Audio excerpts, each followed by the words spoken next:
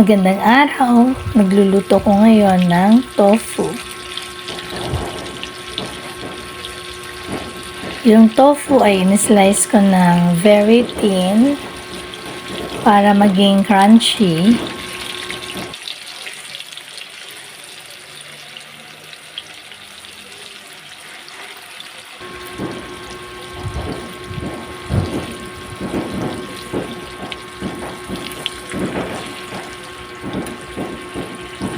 Ayan.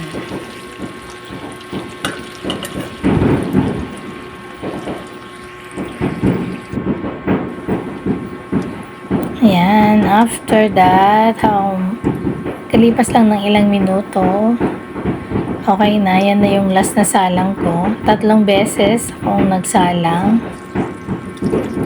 Because I use tofu, 1.5 yung aking ginamit na niluto.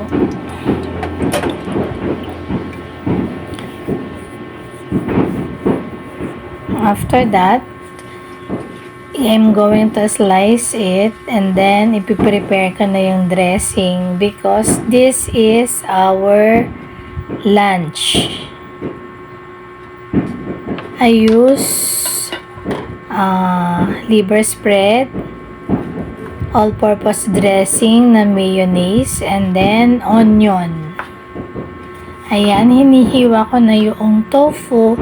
Kung mapapansin nyo, napakaliliit ng pagkahiwa ko. I slice it into bite size. Manipis lang talaga siya para yung dressing na ilalagay ko later ay talagang nanunuot doon sa lasa ng tofu. Medyo mainit pa yung tofu dahil nagmamadali na nga ako dahil it's late na and this is our lunch as I said earlier. Ay, nakalimutan kong kumuha ng pamintang durog. Kuha ka sa baba. This is the last 3 pieces na kailangan kong hiwain. And after that, isusunod ko na yung onion. I use white onion, 2 medium white onions ang aking ginamit dyan para hindi ganun katapang yung lasa because our daughter ay ayaw niya yung masyadong matapang yung lasa ng onion. Kaya kapag hindi ko niluluto yung onion, I prepared to use yung white onion. I slice it very thin. Then after that, I used to open the liver spread. I mean. Pasensya na po.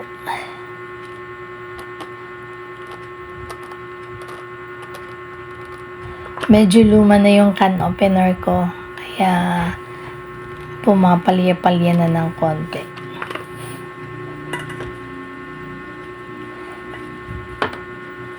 Then, yan.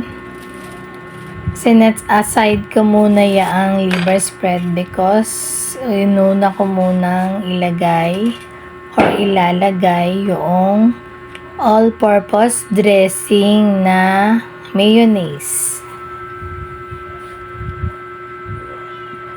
Isang pouch. Ginamit ko na lahat yung isang pouch niyan.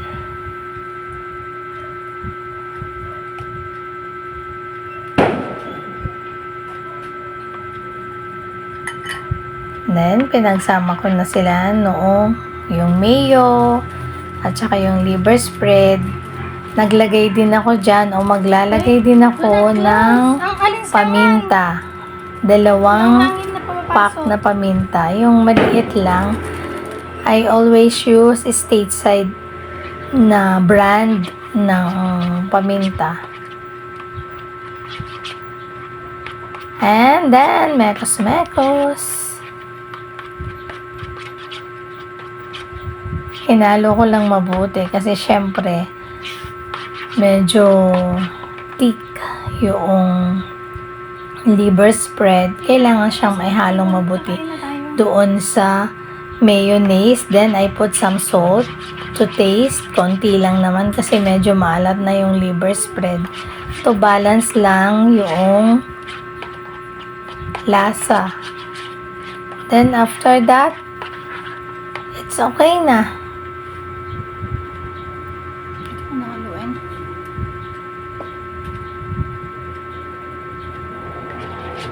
Ito yung aking hiniwa kaninang tofu, tapos yung onion, dyan ko nilagay.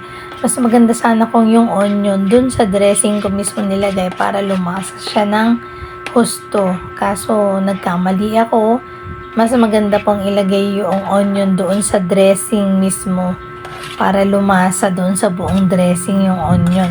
Kasi nung inihalo ko na siya dyan, hindi na siya gaanong lumasa. Which is okay lang naman kasi nagustuhan naman ni Dalaga dahil hindi nga matapang yung lasa ng onion.